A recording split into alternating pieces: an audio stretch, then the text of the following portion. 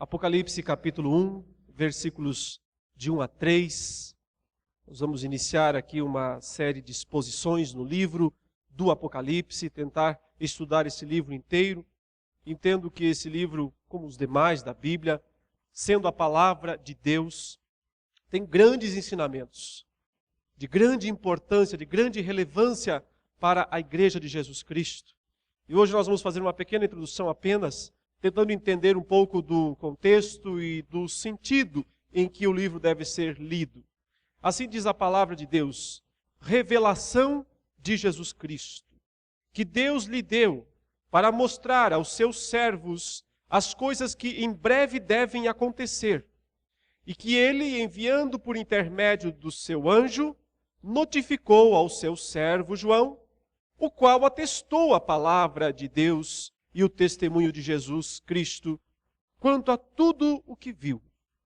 Bem-aventurados aqueles que leem e aqueles que ouvem as palavras da profecia e guardam as coisas nela escritas, pois o tempo está próximo. Quase sempre, meus queridos, quando se fala em Apocalipse, vem a imagem, vem à mente imagens de catástrofes, imagens de destruição. Na mídia, na televisão, nos filmes, no cinema, sempre quando tem uma imagem, uma palavra, se fala de Apocalipse, se imagina a destruição, o fim do mundo, grandes tragédias, muitos males. Quando se fala de termos relacionados à Bíblia, como o Apocalipse, como o Armagedon, se pensa aí em catástrofes nucleares, não é? E coisas que causam medo e assustam as pessoas. A maioria das pessoas tem um certo medo em relação ao Apocalipse. Já vi muitos crentes dizerem que jamais o leem, porque não se sentem bem lendo este livro.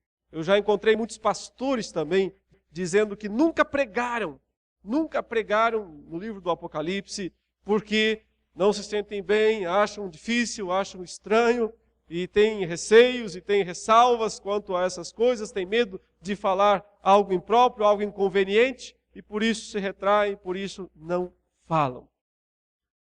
Mas quando nós deixamos de estudar este livro, nós estamos perdendo algo de muito importante. Afinal de contas, ele faz parte do Novo Testamento, o último livro do Novo Testamento, e ele contém algo de grande importância que Deus quis que seja, que seu povo tomasse conhecimento. Por isso, ao contrário de termos medo, receio, algo nesse sentido, devemos aprender a nos alegrarmos com esse livro, a admirarmos esse livro, a louvarmos e glorificarmos a Deus por ter revelado essa parte das Escrituras. Eu tenho estudado o Apocalipse há algum tempo, estudos inclusive bem aprofundados, e cada vez mais eu me sinto fascinado, admirado, extremamente admirado por esse livro. Essa semana inteira eu dei um curso lá no mestrado da nossa igreja sobre o Apocalipse.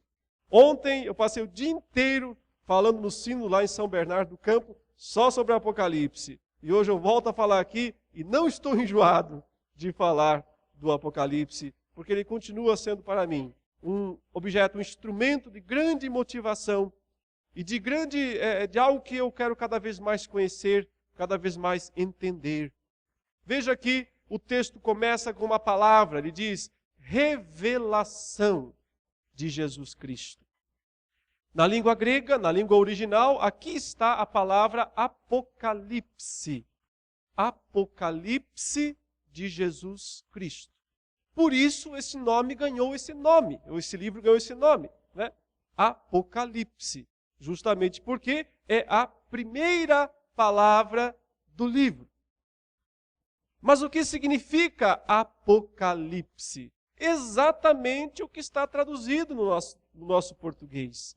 Revelação. Tirar o véu. Revelar aquilo que está encoberto. Então, ao contrário de significar algo misterioso, oculto, o Apocalipse é o que foi revelado. É uma revelação de Jesus Cristo, é isso que é dito. Foi o próprio Cristo que trouxe esta revelação aos homens. Por sua vez, o texto diz que foi Deus, o Pai de Jesus Cristo, quem deu essa revelação ao Senhor Jesus Cristo, e então o Senhor Jesus Cristo passou essa revelação a um anjo, e o anjo trouxe a João, e João escreveu, e por isso chegou até nós. É revelação do Senhor Jesus. Registrada, uma revelação registrada por João. Nós acreditamos e cremos que a base suficiente para insistir nisso, que foi João o apóstolo que escreveu este livro, que teve a visão, primeiramente dito, e depois registrou, depois escreveu o livro. João, o último dos apóstolos, o que viveu mais tempo, havia até mesmo uma lenda lá de que ele não morreria, isso está registrado no final do Evangelho de João. Muitos pensavam que ele nunca morreria, pois ele estava já bem velhinho, provavelmente perto dos 100 anos de idade, o que para o primeiro século, quando a expectativa de vida era de 38 a 45 anos, um homem chegar a 100, de fato, parecia que não ia morrer nunca mais.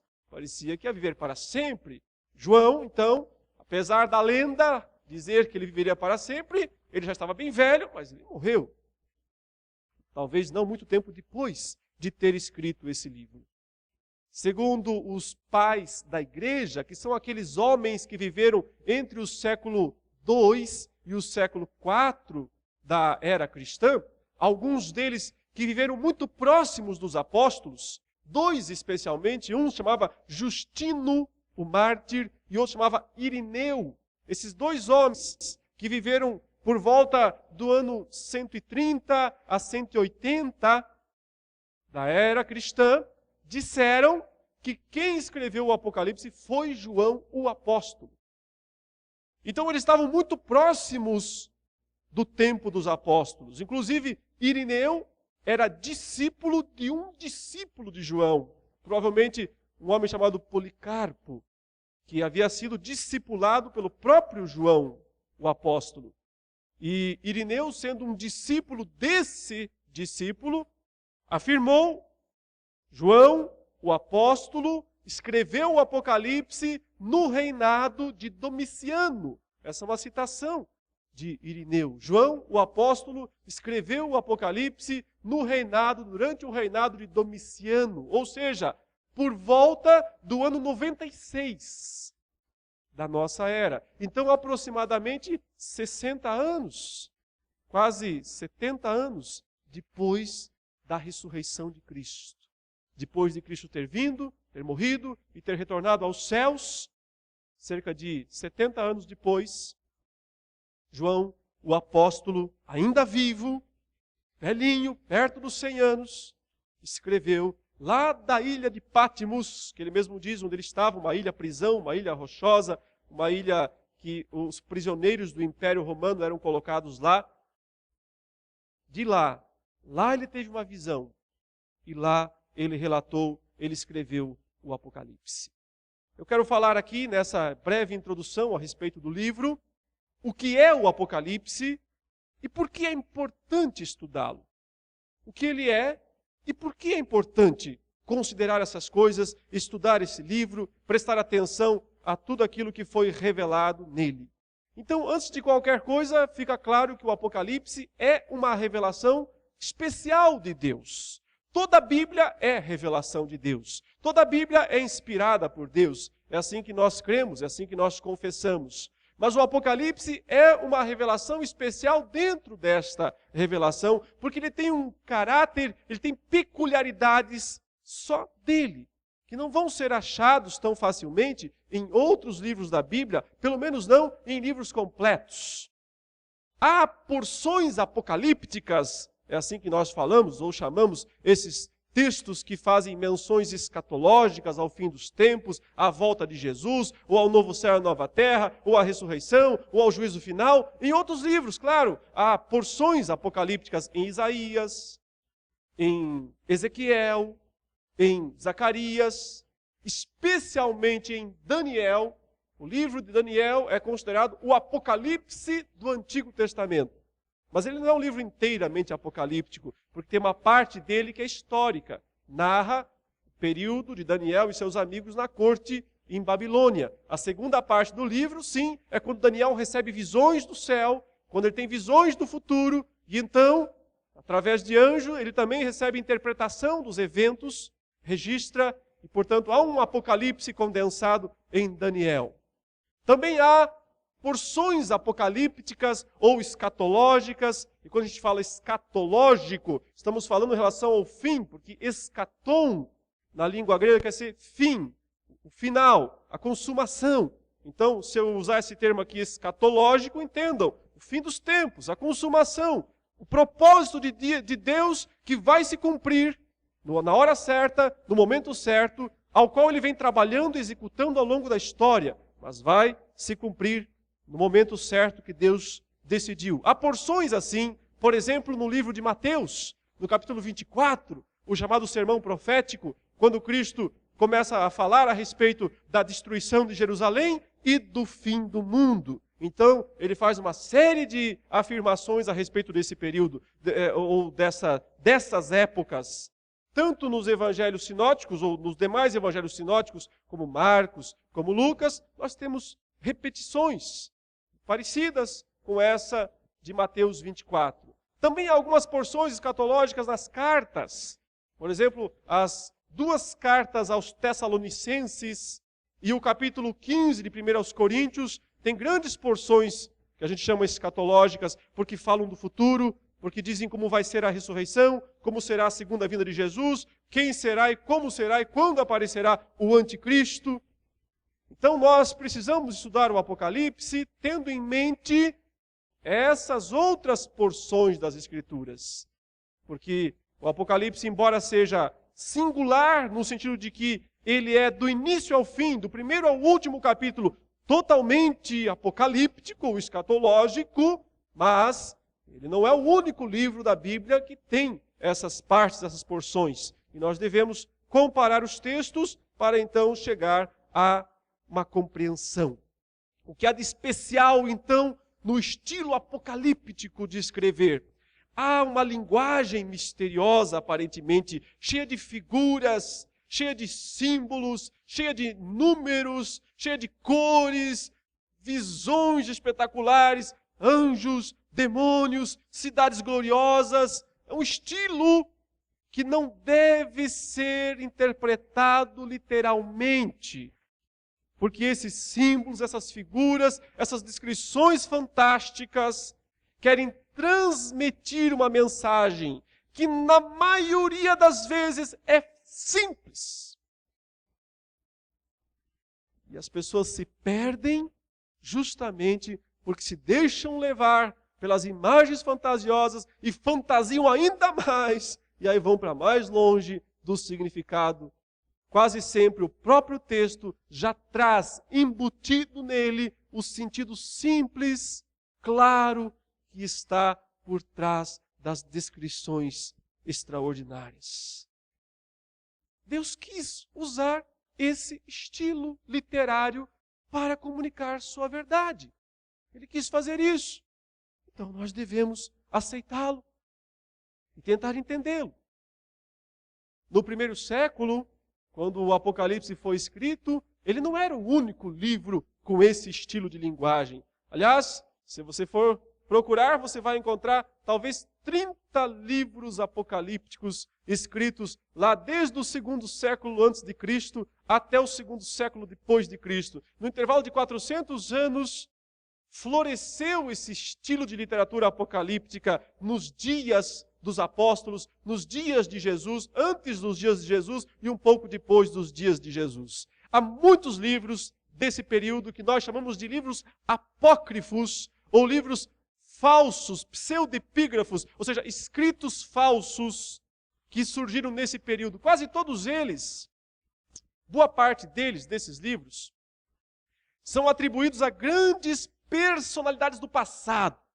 Por exemplo, você já ouviu falar de um homem chamado Enoque, não ouviu? Claro, ele está na Bíblia, diz que ele foi o 7º homem depois de Adão, aquele que andou com Deus e já não era, porque Deus o tomou para si. Ele viveu lá nos primórdios da humanidade, esse Enoque. Mas tem uns 4 livros dos séculos 2, 1 e 1 depois de Cristo atribuídos a ele, como se ele tivesse escrito. Por isso são chamados de apócrifos. Foram escritos depois, foram escritos pelo autor. Eles são escritos falsos, atribuídos a alguma personalidade do passado para que assim tivesse valor, fosse aceito pelas pessoas. Seria o mesmo que hoje alguém aqui do século 21 escrevesse um livro e o atribuísse, escondesse em algum lugar e colocasse lá como autor alguém do passado, alguém do século passado, ou alguém mais antigo ainda, vamos dizer, atribuísse lá, sei lá, a Napoleão Bonaparte. Foi ele que escreveu esse livro. Ele não podia escrever, porque ele viveu há séculos atrás, ele não pode ter escrito esse livro agora. Ou então, atribuir, sei lá, esse livro foi escrito por Nero, o imperador, que viveu há 2000 anos atrás. Seria como Nero escrever um livro hoje, se ele viveu há 2000 anos atrás? Então, esses escritos que circularam pela Palestina e também pelo mundo greco-romano daqueles dias, e que eram chamados, ou hoje são chamados de apocalípticos, na sua maioria, eles são escritos falsos. São todos escritos falsos. Não foram escritos pelos autores de quem se diz. Por exemplo, existe um apocalipse de Pedro, um apocalipse de Paulo, um apocalipse de Tomé, um apocalipse de Abraão, um apocalipse de Adão. Até Adão escreveu um apocalipse. Existe um apocalipse de Isaías, de Baruque, de Esdras. Nenhum desses autores escreveu apocalipses. Então, nós temos aqui o apocalipse verdadeiro, escrito por João, testificado, atestado pela história da igreja. Os outros não são verdadeiros. No entanto, os outros refletem um anseio das pessoas do primeiro século antes de Cristo e também do primeiro século depois de Cristo. Um anseio que é importante entender, porque aí nós entendemos também o Apocalipse.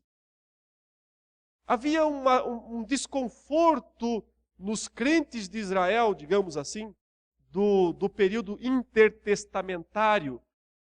Acabou o Antigo Testamento, o último livro foi escrito lá mais ou menos 400 e poucos anos antes de Cristo, e aí nós temos um vácuo, um período em que ninguém escreveu revelação, não tem mais palavra inspirada. E ao mesmo tempo parece que aquelas promessas antigas não estavam se cumprindo nesse período. Porque Israel não se tornava uma nação livre. Israel ia passando de mão em mão.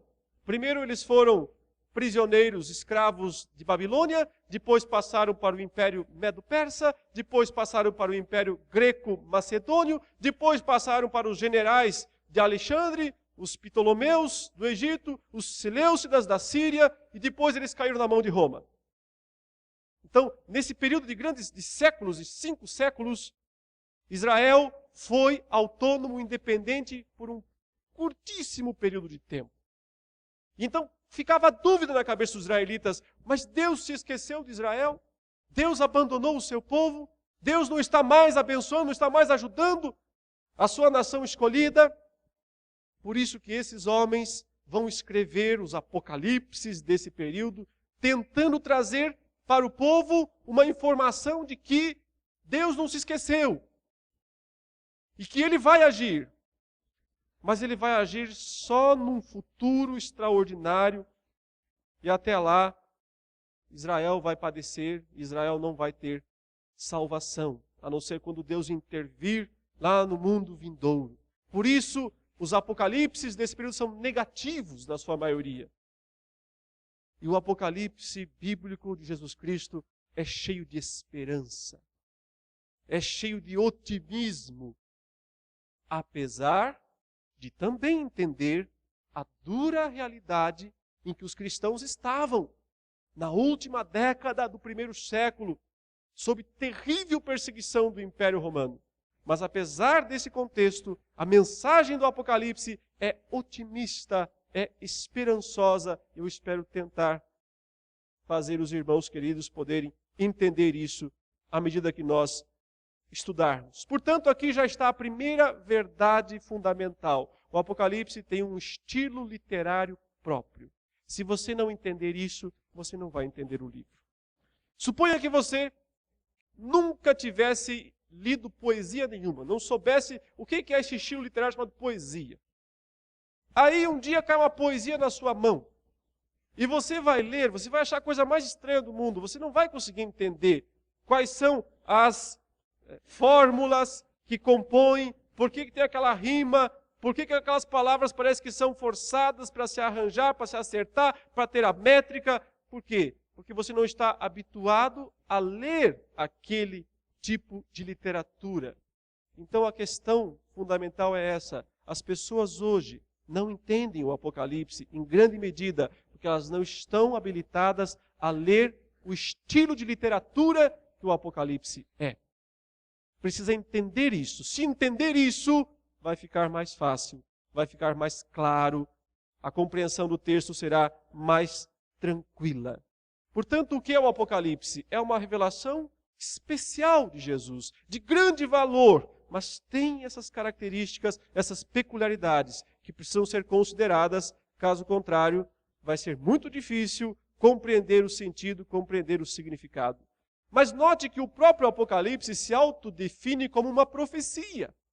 Ele diz isso daí, que o Apocalipse é essa revelação de Deus, que ele passou a Jesus Cristo, que Jesus passou ao seu anjo e que o seu anjo entregou ao apóstolo João, uma profecia atestada, uma profecia verificada, essa ideia, por João, que viu, que enxergou, que comprovou, ele é testemunha ocular, ele não está narrando algo que falaram para ele, está narrando aquilo que ele viu.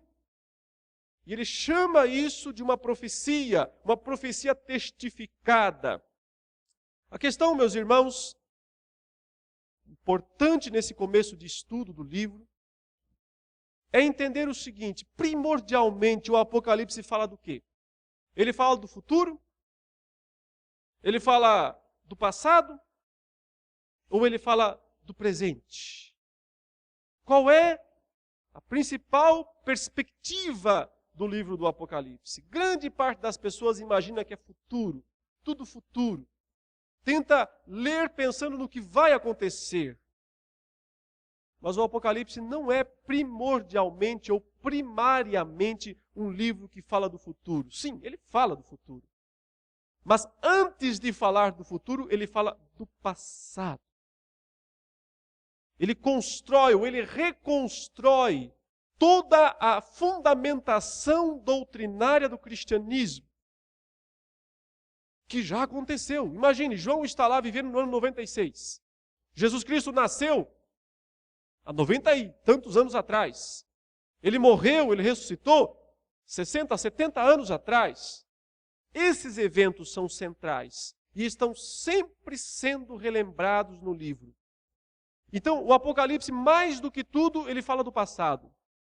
Ele resgata o passado, ele eleva o passado, ele traz, revela o significado profundo daqueles eventos relacionados ao nascimento, à vida, à morte, à ressurreição e à ascensão de Jesus.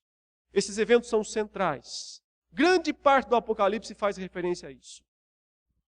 E quando nós não prestamos atenção, então nós ficamos fazendo aí, a nossa imaginação vai ver coisas bem diferentes e vai se perder num labirinto de interpretações.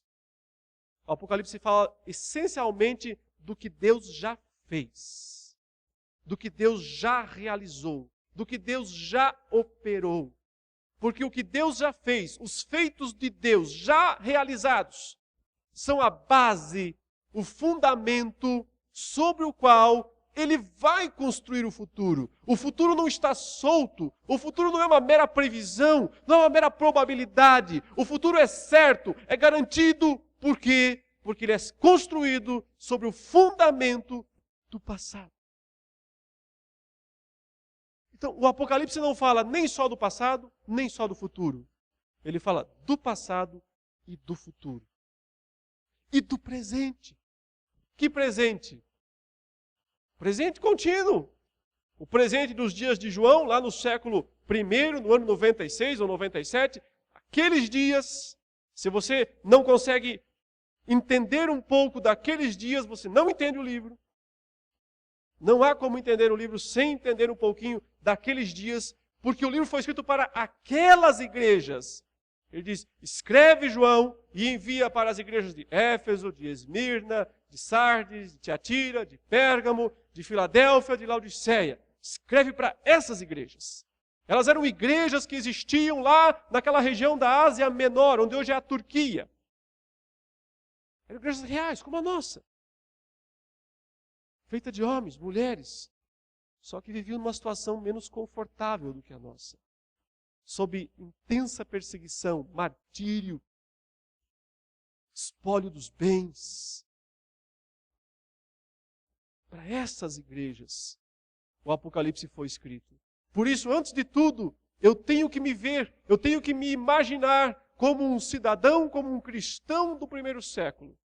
Então, se eu entender um pouquinho da vida deles, do que eles faziam, dos seus medos, dos seus anseios, das suas expectativas, o livro vai ficar muito mais fácil. E eu espero ajudá-los a entender isso nas nossas exposições.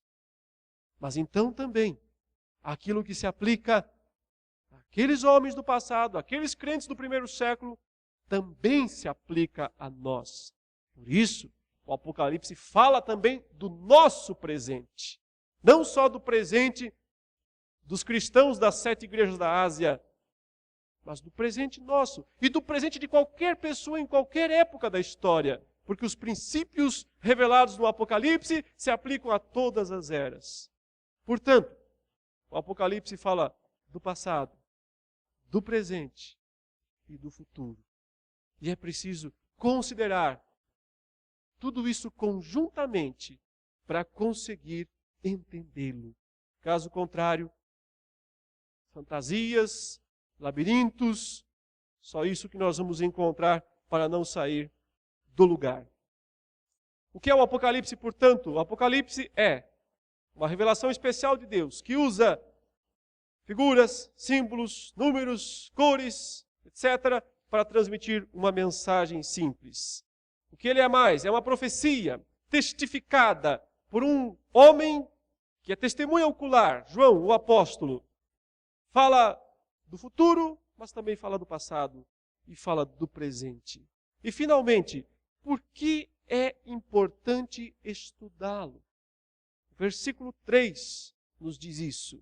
Ele diz, bem-aventurados aqueles que leem e aqueles que ouvem as palavras da profecia e guardam as coisas nela escritas, pois o tempo está próximo.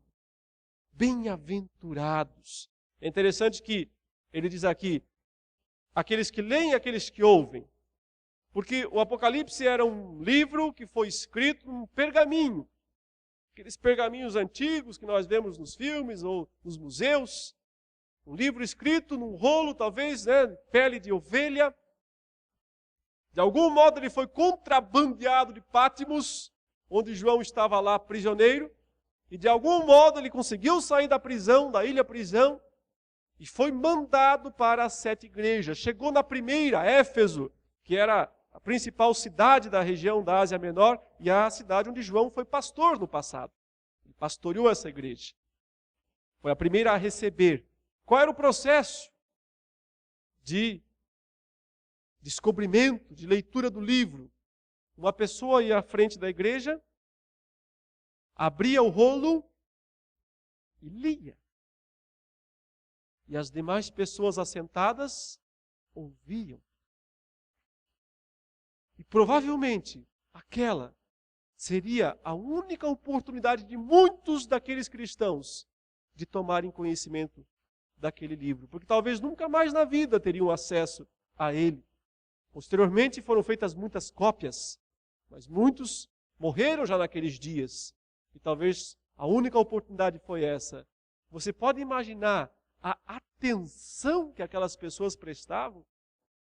A concentração daqueles primeiros cristãos, quando eles recebem o rolo, recebem o pergaminho, e alguém diz, foi escrito pelo apóstolo João, o último dos apóstolos, que está lá na ilha de Pátimos, um prisioneiro, Ele teve uma visão de Deus, uma visão de Jesus Cristo lá, e ele escreveu esse livro e mandou para nós para que fosse lido. As pessoas não iam ficar sentadas lá pensando em alguma outra bobagem da vida, não. Elas não iam ficar pensando nas dívidas que tinham que pagar amanhã, ou se o time do futebol lá ganhou ou perdeu. Isso para elas não valia mais nada.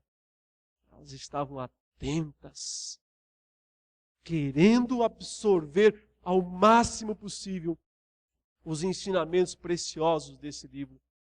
Isso, João está dizendo, bem-aventurados aquele que lê, o leitor, e aqueles que ouvem, os ouvintes.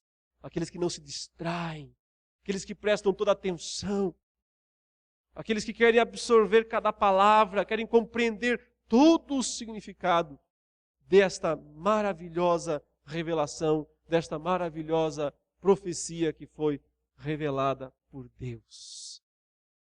Se eles prestassem muita atenção, eles veriam umas coisas extraordinárias. Se eles fizessem muito silêncio durante a leitura do livro, e os seus ouvidos estivessem atentos a cada palavra, eles veriam que esse livro não é fantástico, formidável, apenas por causa das suas imagens, dos seus símbolos e da sua revelação, mas eles conseguiriam ver que a própria escrita é extraordinária, é cheia de detalhes, detalhes interessantes e detalhes que transmitem um grande conteúdo. Foram esses detalhes, ou são esses detalhes que eu tenho pesquisado. Tem sido alvo principal das minhas pesquisas no Apocalipse, tentar entender os detalhes literários e o quanto há de riqueza nessas coisas. Por exemplo, você acabou de ver aqui, não é? João dizendo, bem-aventurados aqueles que leem e aqueles que ouvem. Durante o livro inteiro, ele vai falar 7 vezes isso. Ele vai dizer 7 vezes, bem-aventurados para alguma coisa, para alguém. Só o leitor atento veria isso, pegaria isso. Se tivesse distraído, pensando em alguma outra coisa, passava batido. Eu quero mostrar aqui um pequeno gráfico aos irmãos, um dos detalhes, apenas um dos detalhes literários ricos desse livro, que é o uso dos números. João usa pelo menos uns 10 números no livro inteiro, mas o principal é o 7. É o número que ele mais usa. E esse número é o número que representa Deus, a perfeição, as coisas celestes. E eu acabei de dizer que João 7 vezes fala bem-aventurados alguém ou alguma coisa. E eu quero mostrar esses textos para os irmãos. Vejam aí, nesses versículos, em Apocalipse 1:3, acabamos de ler, ele diz, bem-aventurados aqueles que leem, aqueles que ouvem. Tá. Lá no 14:13, ele diz, então ouvi uma voz do céu dizendo, escreve, olha aí, bem-aventurados os mortos, que desde agora morrem no Senhor, sim diz o Espírito, para que descanse das suas fadigas, pois as suas obras o acompanham. Você imagina, João continua lendo, ou melhor, o leitor continua lendo, e de repente, mais uma vez, lá no 19:9, ou melhor, no 16:15, o ouvido do leitor, mais uma vez, tem um estalo, porque ele menciona outra vez. Eis que venho como vem o ladrão. Bem-aventurado aquele que vigia e guarda as suas vestes, para que não ande nu e não se veja a sua vergonha. Continua a leitura, no 19:9. Então me falou o anjo, escreve, bem-aventurados aqueles que são chamados à ceia das bodas do Cordeiro, e acrescentou, são estas as verdadeiras palavras de Deus. No 26, outra vez, bem-aventurado e santo é aquele que tem parte na primeira ressurreição. Sobre esses, a segunda morte não tem autoridade.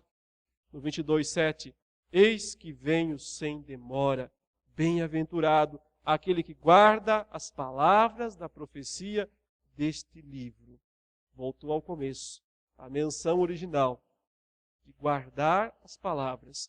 E termina com a última bem-aventurança do livro, bem-aventurados aqueles que lavam as suas vestiduras no sangue do Cordeiro, para que lhes assista o direito à árvore da vida, e entrem na cidade pelas portas. Se o leitor esteve atento, ele contou, ele viu 7 bem-aventuranças. Por que 7? Por que não 6? Por que não 8? Porque há um padrão em torno do número 7 nesse livro. Mais um exemplo que eu quero mostrar aos irmãos. As 7 referências à volta, à vinda iminente de Cristo. A primeira está já no versículo 1, que fala as coisas que em breve, logo, logo, devem acontecer. A segunda está no 2,16. Portanto, arrepende-te, se não venho a ti, já, sem demora, e contra eles pelejarei com a espada da minha boca. 3,11 repete, venho sem demora, conserva o que tens, para que ninguém tome a tua coroa. Essas menções estão no início do livro. Agora você passa o livro inteiro e lá no final você acha mais 4 menções à brevidade, ao que vai acontecer rapidamente, no sentido de que Deus vai cumprir seus planos, seus propósitos. Está no 22,6, no 7, no 12 e no 20. Todos fazendo menção à vinda iminente de Jesus. Por que 7? Porque 7 vezes mencionar isso. Ele quer transmitir uma mensagem com essas informações. Veja, há 7 referências à palavra de Deus no livro inteiro. 7 vezes ele fala sobre a veracidade da palavra de Deus. No 1:2, ele diz, o qual atestou a palavra de Deus e o testemunho de Jesus Cristo. No 1:9, outra vez ele fala, achei-me na ilha de Patmos por causa da palavra de Deus. No 6:9, aqueles que tinham sido mortos por causa da palavra de Deus. No 17:17, ele fala aí que os inimigos têm em seu coração realizar esses pensamentos, dar à besta o apoio que possuem, até que se cumpra a palavra de Deus. No 19:9, outra vez, ele disse, são estas as verdadeiras palavras de Deus. O próprio nome de Jesus, no 19:13, o seu nome se chama a palavra de Deus. E o 24 fala outra vez daqueles que morreram por causa da palavra de Deus. Tudo isso seria muita coincidência se fosse aleatório. Seria uma coincidência grande demais. É intencional. Porque esse livro foi revelado por Deus, foi inspirado por Deus. E essas marcas, o uso dessas expressões, reforçam a ideia de que de fato ele foi inspirado por Deus. Há 7 referências no livro ao Deus Todo-Poderoso. Já no 1:8 diz que Deus, o Senhor, aquele que é, que era, que há de vir, é o Todo-Poderoso. No 4:8, os seres viventes clamam sem descanso de dia e de noite, dizendo, Santo, Santo, Santo é o Senhor Deus, o Todo-Poderoso. No 11:17, outra canção do povo de Deus, dizendo, graças te damos, Senhor Deus Todo-Poderoso, que és, que eras, porque assumiste o teu grande poder e passaste a reinar. No 15:13, outro cântico de louvor, do cântico de Moisés, cantado pelos 144 mil, eles dizem, Senhor Deus Todo-Poderoso, justo e verdadeiro são os teus juízos. No 16:7, lá do altar de Deus, outra declaração, outra proclamação dizendo, ó Senhor Deus Todo-Poderoso, verdadeiros e justos são os teus juízos. O 19:6, louva a Deus, dá um aleluia ao Senhor, porque reina o Senhor nosso Deus, o Todo-Poderoso. E a última declaração fala que no novo céu e na nova terra, na nova Jerusalém, não há mais santuário, porque ali está presente o Senhor, o Deus Todo-Poderoso. Sempre 7 declarações dessas coisas são extraordinárias. Leva o leitor a pensar, mas o que tem esse número 7? O que significa isso? Por que todas essas repetições? E não ver isso, não enxergar isso, é desconsiderar boa parte deste livro e da importância desse livro. Mas não é só o uso deste modo que nós vemos no número 7. Há também um uso mais implícito e bem interessante. Eu estou aqui deixando de fora de falar do uso explícito do livro, porque 26 versículos do livro falam 7. Mencionam explicitamente os 7, 26 versículos do livro. Mas fora todos esses números explícitos, há também esse uso implícito do número 7. Por exemplo, há um padrão de 7 na composição dos cânticos que louvam a Deus e ao Cordeiro, atribuindo 7 atributos de louvor. Veja aí. Digno é o Cordeiro que foi morto de receber o poder, a riqueza, sabedoria, força, honra, glória e louvor. No 7:12 outra vez, dizendo amém, o louvor e a glória e a sabedoria e as ações de graças e a honra e o poder e a força. 7. Sejam ao nosso Deus pelos séculos dos séculos. Tanto o Cordeiro quanto o próprio Deus são exaltados com cânticos que atribuem 7 expressões similares de adoração. Isso mostra que Deus o Pai, Deus o Filho, são igualmente dignos. Não há diferença entre eles. Jesus Cristo não é um Deus inferior, um deusinho menor. Ele é o Deus Todo-Poderoso. É a segunda pessoa da Trindade. Essas marcas, que não podem ser vistas numa leitura superficial, são vistas quando se lê, quando se ouve, quando se estuda. Bem-aventurados aqueles que prestam atenção. Porque eles vão ver quanto esse livro é fantástico, extraordinário, e o quanto a sua mensagem é ainda maior, ainda mais extraordinária. Eu espero poder fazer isso à medida que nós estivermos vendo. Eu estou fazendo aqui um substrato de 0,01% de toda a gama de recursos literários utilizados por esta obra. Não vou mostrar todos, para não cansar os irmãos, obviamente. Estão ansiosos para ir para a mensagem, né? E é isso que eu pretendo fazer nas próximas pregações. Continuando, só para entender então o porquê do 7, na verdade o número 7 é central na obra do Apocalipse, porque ele divide o livro em 7 partes. E aqui é um outro detalhe necessário. Se você não compreende, se você não vê essas 7 divisões do livro, você não vai compreender o livro. Um problema, ou talvez o grande problema, a causa da maior parte dos erros de interpretação de Apocalipse, é considerar ele como uma história que vai do capítulo 1 até o capítulo 22, como sendo cronológico. Uma história linear, ou seja, os eventos do capítulo 2 vêm depois do 1, do 3 depois do 2, do 4 depois do 3, do 5 depois do 4, do 6 depois do 5, e assim até o 22. Todo mundo lê assim, normalmente, não é? Acho que você sempre lê o Apocalipse assim, pensando que a história vai seguindo normalmente do 1 até o 22. Esse é o modo de não entender o livro. Ele foi escrito em sessões, nós dizemos, sessões paralelas, 7.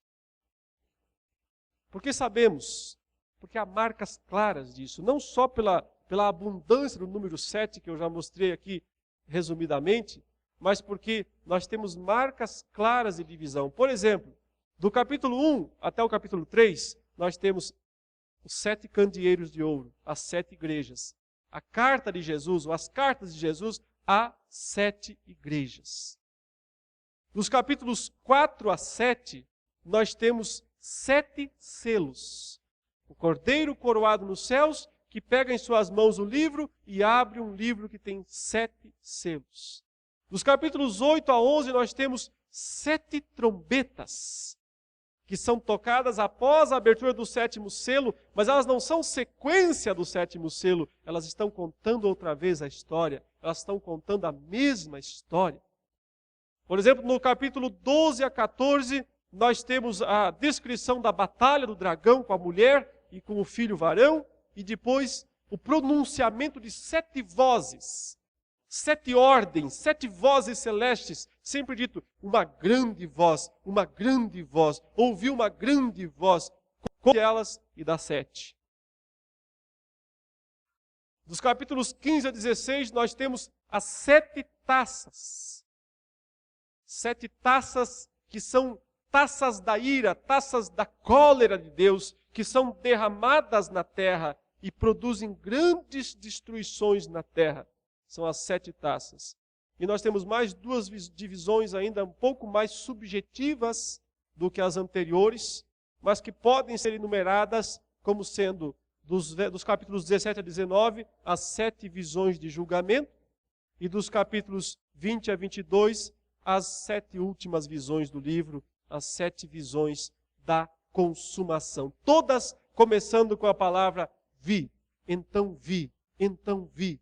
Conte-as nas 7. O que isso significa? Que essas sessões aqui, elas não são contínuas, elas são repetitivas, elas são circulares. João vai contar a mesma história 7 vezes. Ele vai contar a mesma história nas 7 sessões. Por isso que se você ler cronologicamente, como se fosse uma sequência do 1 ao 22, você não vai entender nunca. Sabe por quê? Porque aí vai parecer que o mundo vai acabar uma meia dúzia de vezes. Que Jesus vai voltar umas 4 vezes. Que vai ter umas 3 ressurreições. Que vai ter não sei quantas batalhas finais. E na verdade, só tem uma vinda de Jesus. Só tem uma ressurreição. Só tem um juízo final. Só tem uma consumação de todas as coisas. Só tem uma ressurreição, mas ele reconta a história 7 vezes. É uma técnica. Bem-aventurados aqueles que ouvem. A repetição ajuda. Quando o processo de aprendizado é auricular, né? É para ouvir, repetir a história. É um modo de ir fixando o material, o assunto, na mente do ouvinte. Por isso que os pastores repetem bastante também quando eles pregam. É o único jeito. Senão não grava-se. Aqui, João repetiu a mesma história 7 vezes. Se você entende isso aqui, vai ficar muito mais fácil, muito mais simples você ler o Apocalipse e compreender a história dele. Mas ele não repete simplesmente como um papagaio, repetiu a mesma coisa exatamente. Ele conta a mesma história. Que história? Da primeira até a segunda vinda de Jesus e a ressurreição e a consumação e o juízo final, enfim, esse período inteiro. Essa é a história que ele conta. Da primeira à segunda vinda de Jesus e todos os eventos principais da redenção que acontecem nesse período, com foco lá atrás e lá na frente. Sempre. Lá atrás e lá na frente. O que Cristo já fez na sua primeira vinda, o que Cristo fará na sua segunda vinda. Se você ler com esses óculos, você vai entender bem mais facilmente a mensagem do livro. Ele conta 7 vezes, mas cada vez que ele conta tem um novo ângulo. É como se você estivesse vendo um filme, certo? Mas na primeira vez a câmera esteve aqui, filmando esses aspectos. Na segunda vez ela esteve lá do lado, filmando outros aspectos. Na terceira vez esteve lá do outro lado. Então, por exemplo, a primeira sessão, dos capítulos 1 a 3, basicamente é falar da vida da igreja. Da igreja que precisa ser santa, que tem que enfrentar as tribulações, que tem que aguentar firme as perseguições, que Deus está cuidando dela, Ele está no meio dos candeeiros, Jesus está no meio da sua igreja. Essa é a mensagem. A perspectiva é da vida da igreja na terra. A segunda sessão, dos capítulos 4 a 7, enfoca mais a vitória de Cristo quando Ele subiu aos céus e quando Ele autorizou a igreja a pregar o Evangelho em todo o mundo. Então Ele capacita a igreja a pregar o Evangelho em todo o mundo, mas Ele permite que venham perseguições, mortes, tribulações. Então a ênfase aqui dos capítulos 4 a 7 é a vitória do testemunho, a vitória da igreja no seu testemunho, mas ao mesmo tempo o sofrimento que ela precisa enfrentar, que ela tem que aguentar diante do mundo, das perseguições do mundo. É um outro ângulo, mas é a mesma história. Os capítulos 8 a 11 descrevem a ira de Deus, a justiça de Deus contra o mundo perverso, contra o mundo pecador. Porque se por um lado Deus permite que sua igreja sofra, seja perseguida, seja morta, inclusive, não significa que Deus esteja ausente e que a justiça de Deus não esteja sendo executada na terra. Ela está sendo e será muito mais quando o plano de Deus se consumar. É a mesma história, o ângulo é outro. Depois dos capítulos 12 a 14, o ângulo sobe, vai lá no céu e vai descrever do alto a batalha verdadeira que está por trás da física. A batalha física é o seguinte: cristão morrendo nas mãos do Império Romano. É isso que é a realidade do primeiro século. Os cristãos morrendo nas mãos do Império Romano. Agora, João vai dizer, por trás disso, há algo muito maior. Há uma batalha muito maior. É um dragão grande, terrível. E ele está perseguindo a mulher que deu à luz ao filho. Quer dizer, a descendência prometida de Israel, que dá origem ao Messias. E depois, aqueles que creem no Messias, vai chamar aliados, uma besta do mar, um monstro terrível. Vai chamar um outro aliado, a besta da terra, um outro monstro terrível. E depois vai ter um terceiro aliado ainda, que é Babilônia, representando os vícios, os pecados, os prazeres do mundo. E vai dizer, com esses aliados, ele tenta desestimular a igreja, ele tenta marcar a igreja com a marca do mundo, do mundanismo. A história é a mesma, mas a ênfase, a perspectiva é outra. Os capítulos 15 e 16 são as 7 taças. Aí é o momento de Deus mostrar como será o derramar da sua ira plena no mundo. Nas sessões anteriores ele mostrou parcialmente essa ira. Como é que ele derrama parcialmente? Nessa sessão, nos capítulos 15 e 16, ele mostra como ele fará isso plenamente. E finalmente nós temos as últimas visões do livro, que são dos 17 a 19, a destruição de Babilônia, do anticristo e do falso profeta, e finalmente na última, dos 20 a 22, o juízo final, o novo céu e a nova terra, o mundo vindouro. Se nós vermos essas marcas, entendermos essas divisões, nós vamos compreender a história com muito mais clareza. Depois de ouvir 7 vezes, a pintura do quadro que João estava pintando se torna completa. É como se ele tivesse, em cada contagem, cada vez que ele conta uma história, ele coloca algumas peças lá do grande quebra-cabeça. Ele coloca peças do início, peças do meio, peças do fim. Uma passada de peças no grande quebra-cabeça, você olha, enxerga algumas coisas, mas está muito incompleto. Ele conta a segunda vez a história, ele preenche mais espaço, coloca peça aqui, peça lá, peça lá, peça aqui, peça lá. Agora você tem já uma visão melhor da história, mas falta muita coisa ainda. Então ele conta a terceira vez a história, e aí ele coloca mais uma peça aqui embaixo, outra lá, outra lá, outra lá, outra aqui, daqui. Opa, agora dá para ver umas imagens mais claramente, dá para entender melhor, mas ainda está faltando alguma coisa. Só quando contar a 7ª vez.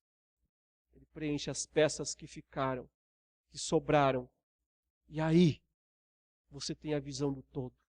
Você tem a visão do quadro completo e compreende a grande história de Deus, que não é do futuro, já começou lá no passado, quando Cristo veio, quando Cristo viveu, quando Cristo morreu, ressuscitou, subiu aos céus.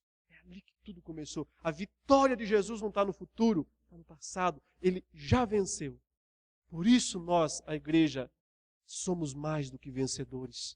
Não importa o que teremos que enfrentar, as perseguições que vierem, as leis impostas, a violência imposta, que vier do mundo, não importa o que acontecer.